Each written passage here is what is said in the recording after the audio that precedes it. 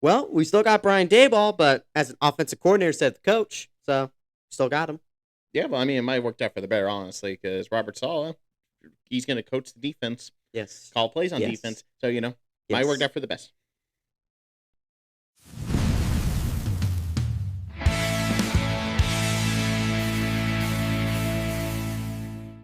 Glory be to Jesus Christ. Glory forever. Welcome to Dynamite Duo Sports, the podcast where we break down the NFL's top storylines with the facts, including the fact that we're going live this Friday. We are going to be going live at 8 p.m. Eastern Time, and that's 7 p.m. Central, then Mountain Time. Yada, it's yada, like yada, 6, yada. yada, yada.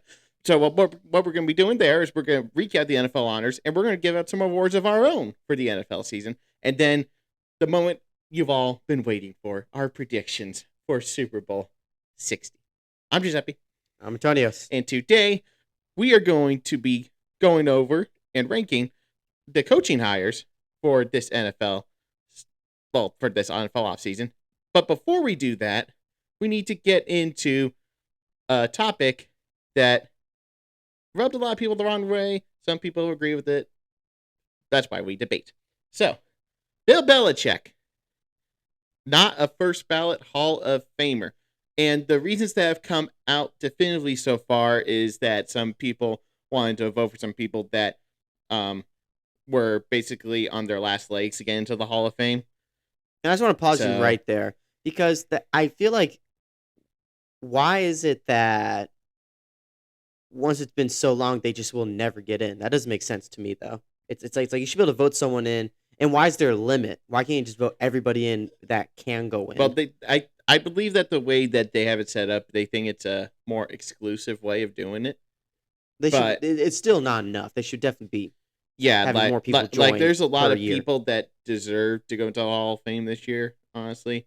Like, Robert Kraft and Bill Belichick should have gone together, in my opinion, since, one without the other, also without Tom Brady, obviously, there is nothing.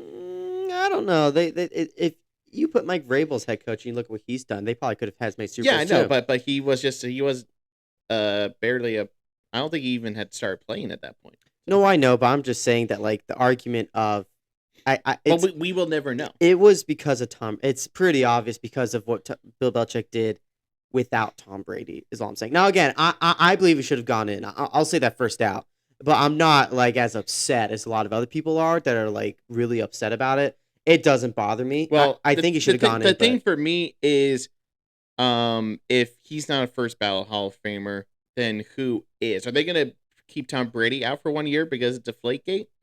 Who knows? But if they do that, that's like, I'm sure they're not going to. But all I'm saying is just that I will probably riot. The difference between Tom Brady and Bill Belichick, though, is that when you look at what Bill Belichick did without Tom Brady, it just goes to the fact that it was more Tom Brady than Belichick as to why they were so good.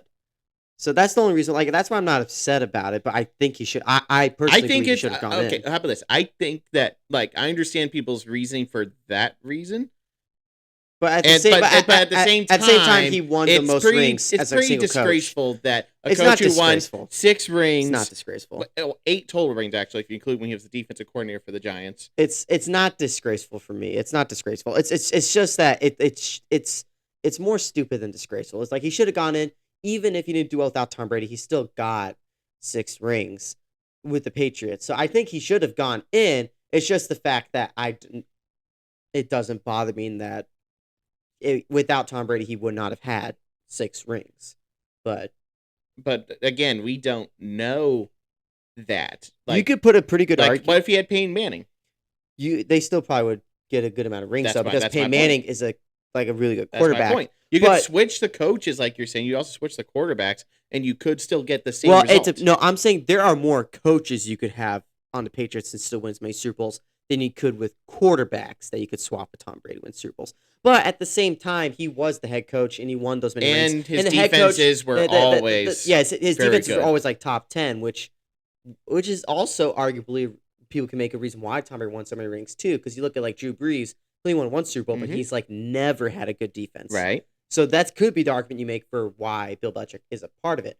But at the same time, you still need Bill Belichick. Whenever you have a defensive-minded coach, you need a Hall of Famer quarterback on the offensive side. Otherwise, you won't be able to do anything. Which is what happened. So, um, to me, I think it was collaborative. Maybe you give a little more credit to Tom Brady. Like if you go maybe go 65, 70-30. Okay. I go 70-30, mostly Tom Brady, but like Bill Belichick was still a part of it.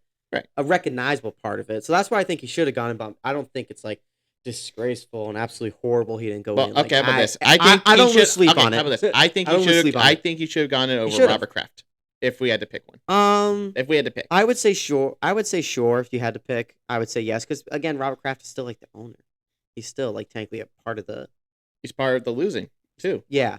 So I mean, like, I would probably agree with that, but at the same time, the one player they brought in, Roger Craig, when I looked up who he was, he's a really good player. We will not know until Thursday who's definitively in. Yes, but with Roger Craig though, there were two people that came out and gave their reasoning as to why they didn't vote for Bill Belichick. They both thought he was going to get in.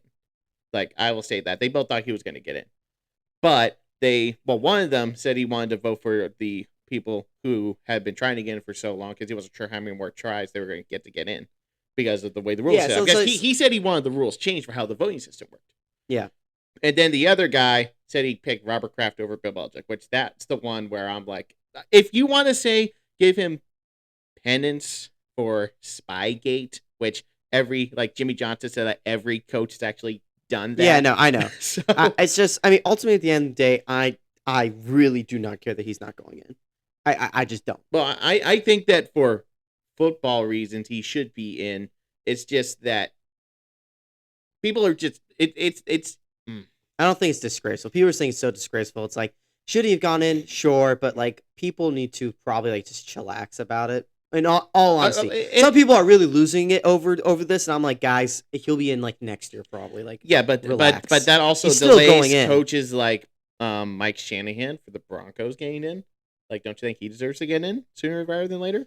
I mean, sure, but like, not. It's okay if they're not. We know Bill Belichick will be in the Hall of Fame. No, we know he will, but that's why it's just a matter of I think he deserved it. Like you're saying, you think he deserved it. He deserved it, but I don't think it's like when they came out and gave the reasons. I'm like, okay, it's like okay. They weren't good reasons. They were valid reasons. They weren't good reasons, but they were valid reasons. Yes, they were. Because Roger Craig, I looked up who he was.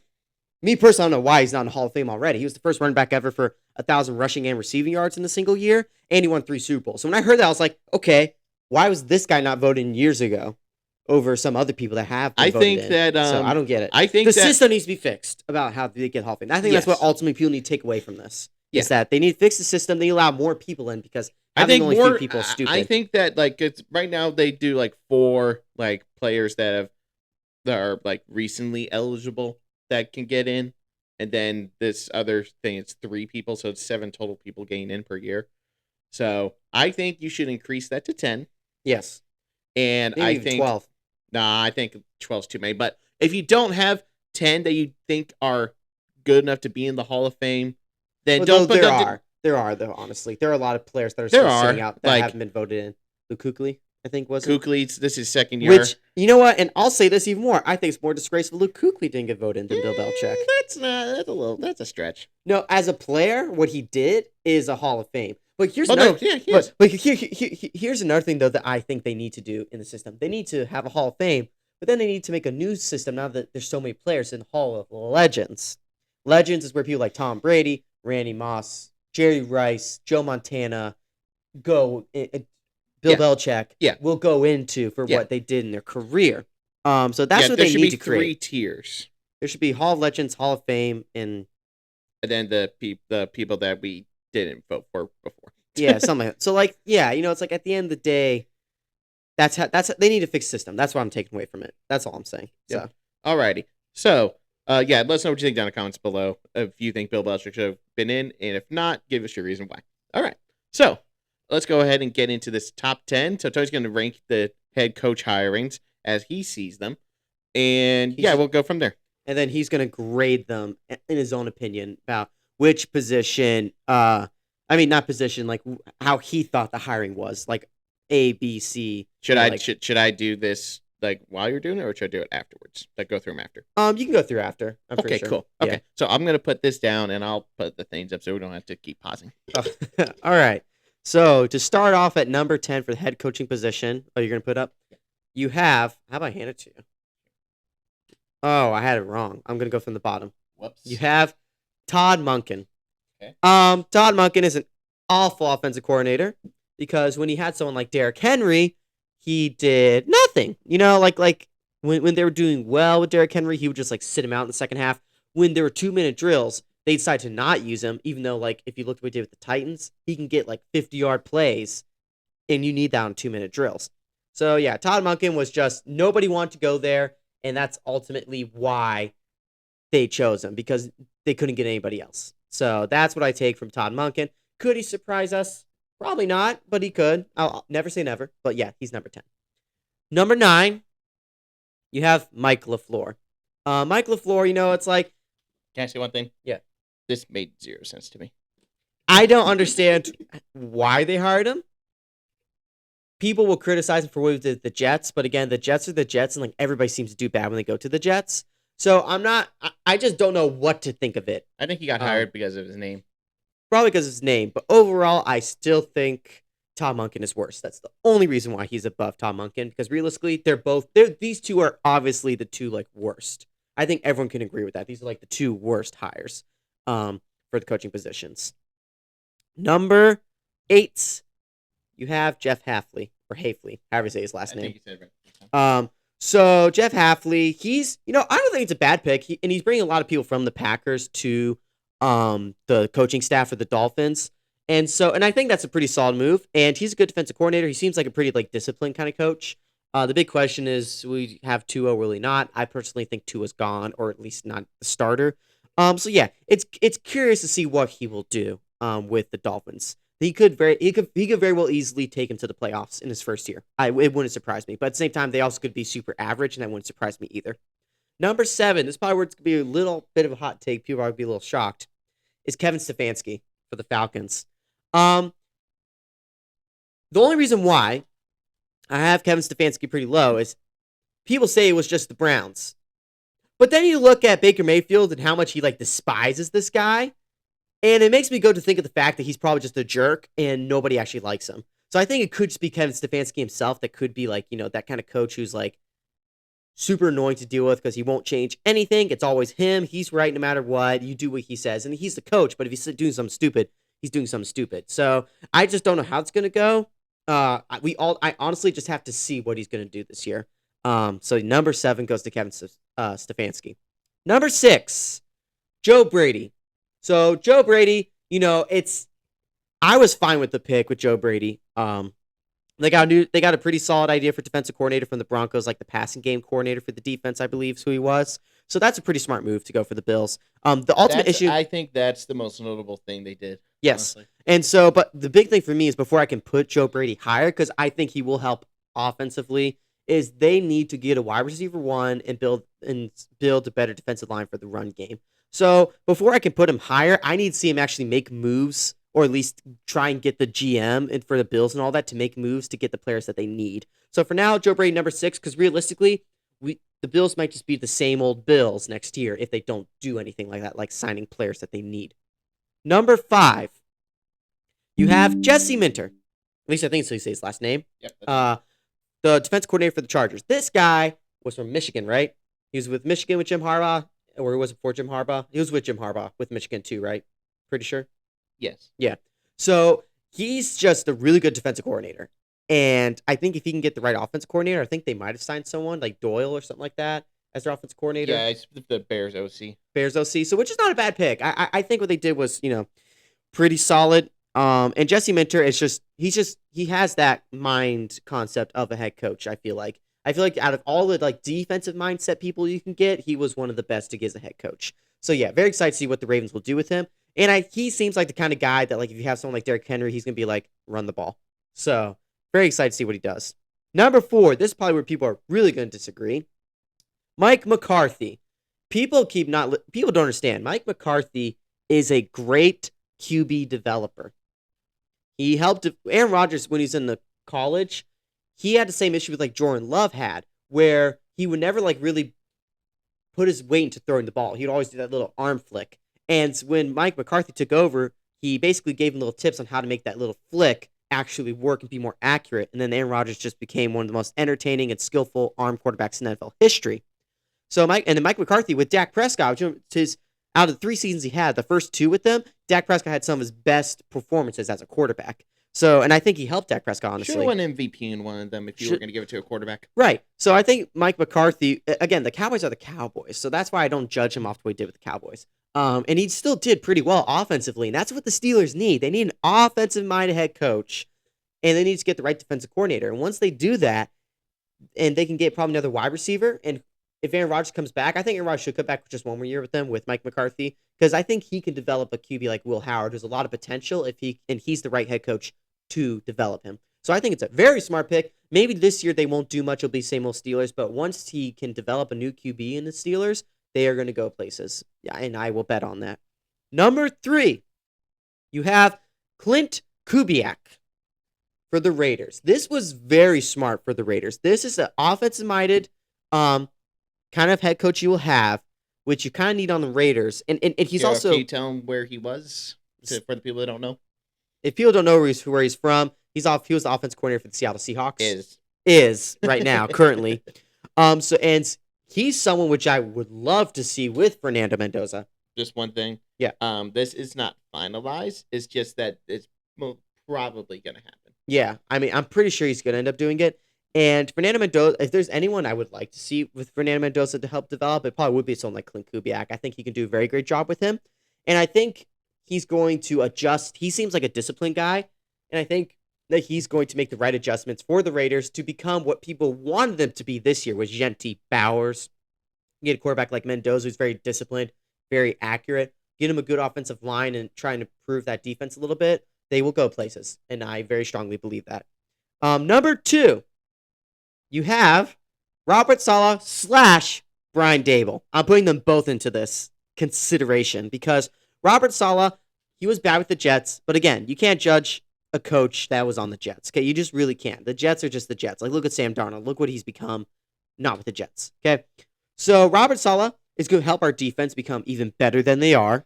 And then you have Brian Daboll, who's also really good developing quarterbacks and has a creative offensive mindset. He made the Giants think they should pay Daniel Jones $40 million a year. Exactly. So what I think is Brian Daboll with someone like Cam Ward is great to team up with. If they can build the offensive line, maybe get another wide receiver 1, and that's all they really need. They're defensively, I think Robert Saleh can make them above average or keep them above average with what we already have. So I'm very excited to see what they do. And I do think the Titans could be a team that you don't actually want to play next year. Not because they might make the playoffs, might not. They might actually have a chance to fight for the division against the Jaguars next year if Texans' offense still sucks with CJ Stroud. And the Colts just kind of have a struggle year next year as well. So there's hope, and I'm happy for what we did. When I heard Robert Saleh, I was like, but then I heard Brian Daboll's great offensive coordinator. I'm like, okay, this works. This actually might be better than what I wanted before. So yeah, realistically, I'm very happy with what we did. Number 1, I think it's the most obvious, and John Harbaugh, the New York Giants. I understand that with the Ravens recently hasn't done much, but I do believe that because he's not getting Todd Monken as his offensive coordinator, that he has to get somebody else. I think that is actually really smart. I think if everyone was so disappointed. Should he get Todd Monken? So now that Todd Monken's not there, that gives me even more momentum for how the Giants are going to do next year. And I really strongly believe that as long as the Giants stay healthy, they are a contender to win the division next year, because the Eagles, nobody wants to go to the Eagles right now. So that's going to mean bad chemistry. So means might do what not do well. A.J. Brown's probably going to leave. A.J. Brown will probably leave. The Commanders, if they can't stay healthy, they won't do well again. And then the Cowboys are the Cowboys, so you just don't know if maybe they're going to go off or they will won't. I don't know. We'll see. We will see. But ultimately, yeah, Giants and Titans are two teams that potentially could win divisions next year after being really bad. I mean, look what Patriots did over 1 year. So if Patriots can do that, if the Commanders could do it, the Redskins could do it the year before, anything can happen. That's all I'm saying. So I'm very optimistic for both those teams. And yeah, so to go through the order of what I have, number 1, John Harbaugh. Then I have Robert Saleh / Brian Daboll. Yes, I'll be saying that probably almost all the time. Clint Kubiak, Mike McCarthy, Jesse Minter, Joe Brady, Kevin Stefanski, Jeff Hafley, Todd Monken, and Mike LaFleur. Giuseppe, What do you think about the ranking, and how would you grade each of these head coaches? So just two caveats actually. Two caveats. I actually think I've been thinking about this. This is the main reason I would put the Cardinals at the bottom, just because I think the only reason they hired him was because of his name. Okay, So... I originally had the Cardinals at number 10, but at the same time, I was like, no, I don't like Todd Monken. Well, okay, he never does anything here's right. why I think Todd Monken might actually be okay. Actually, I think I know what you're going to say. You're going to say because they don't have someone like Derrick Henry and they have Shedeur Sanders, so they will be relying He actually more really wanted to draft Shedeur Sanders to the team. So for the Browns, they want somebody who believed in Shedeur Sanders. He's a guy who obviously believes in Shedeur Sanders, and hey, he's a Pro Bowl quarterback, so we better be able to do something with him. So, yeah, that was something else we missed, I think. Yeah, we don't need to get into that. But yeah, anyway, so for the grade for the Browns, I give it like it's on the border of B-, but C+. I would say it's a C. I say both of them are C, but that's C+. That one's like a C. Yeah, that's a C-. Yeah. And then that Dolphins, it's a C. Like I think that's a B because there's a lot of potential with Jeff. It's potential, but I just don't. Potential means B. I don't see. Okay, a B-. C+. No, B-. But it's my grade. I know, but I'm just saying. That Stefanski, I give it a B.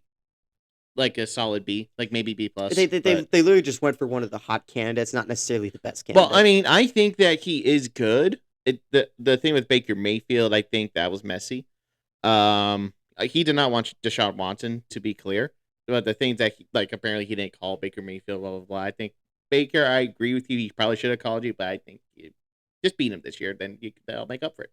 Anyway, Bills, it's like.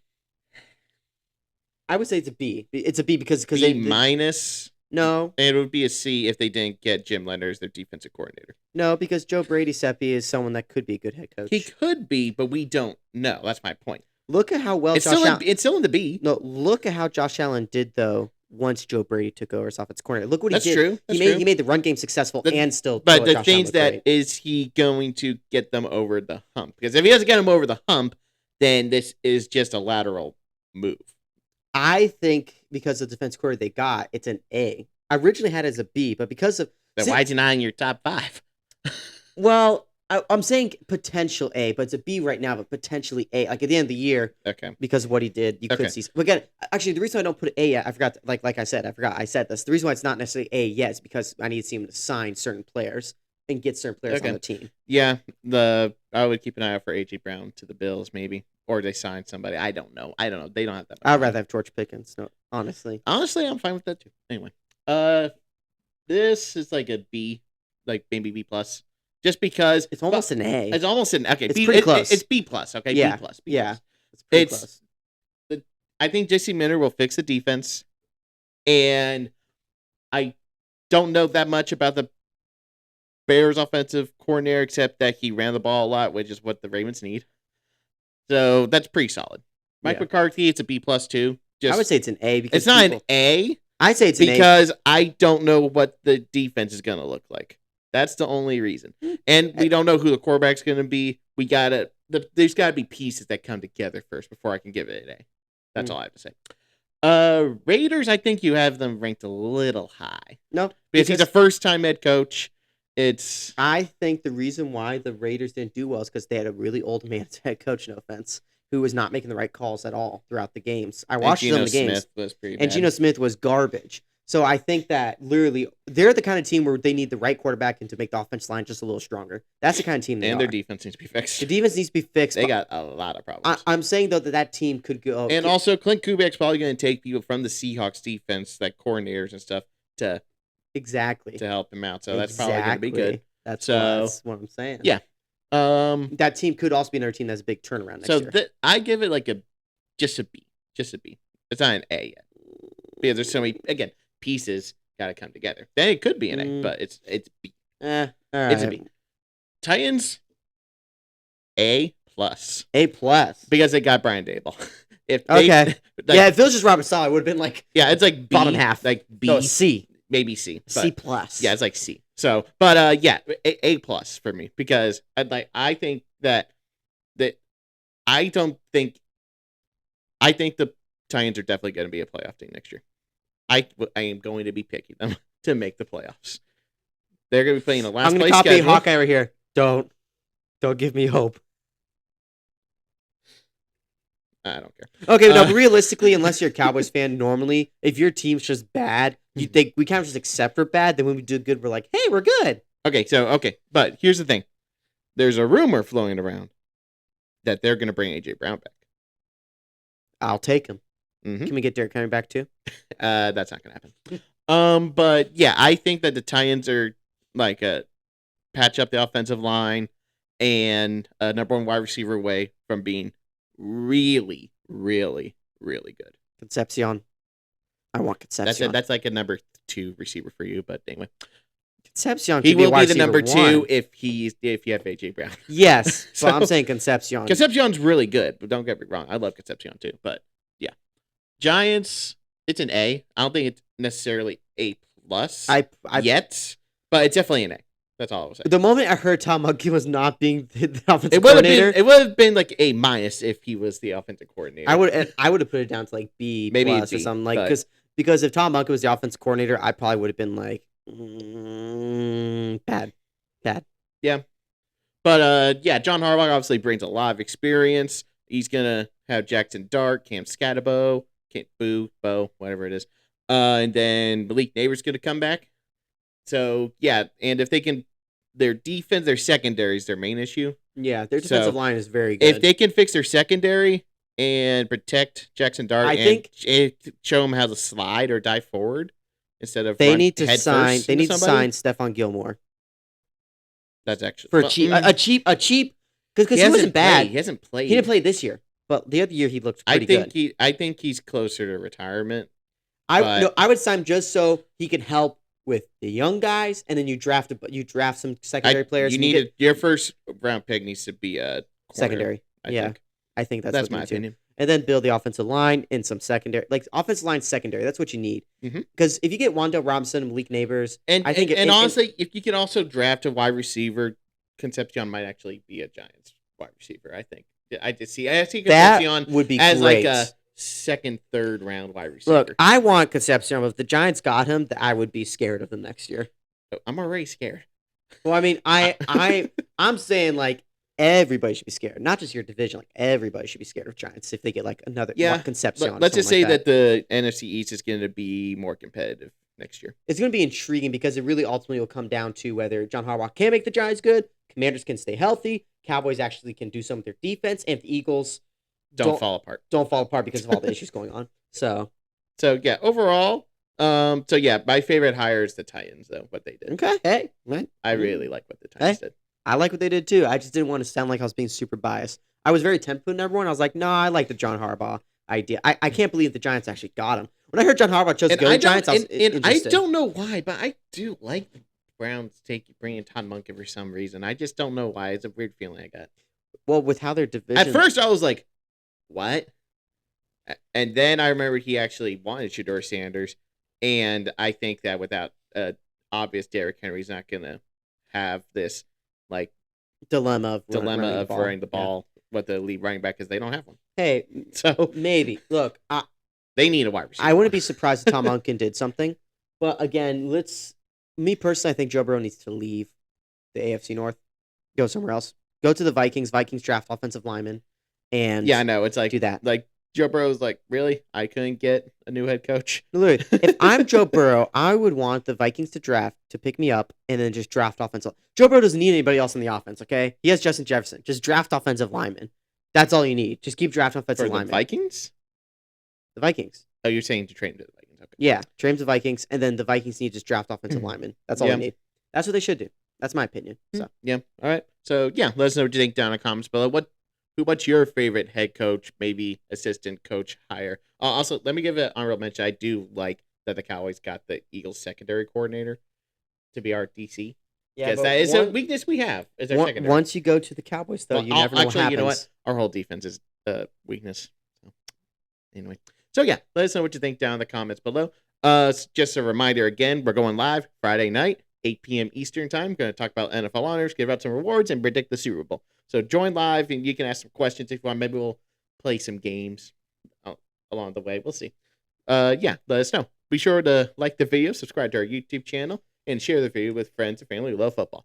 And also follow us on Facebook, Instagram, TikTok, and X. Thank you so much for watching. I'm Giuseppe. I'm Antonios. And this has been Dynamite Duo Sports. See ya. I'll let him throw. See ya. You're going to break the wall. Yeah. We're renting, so it's not a good idea.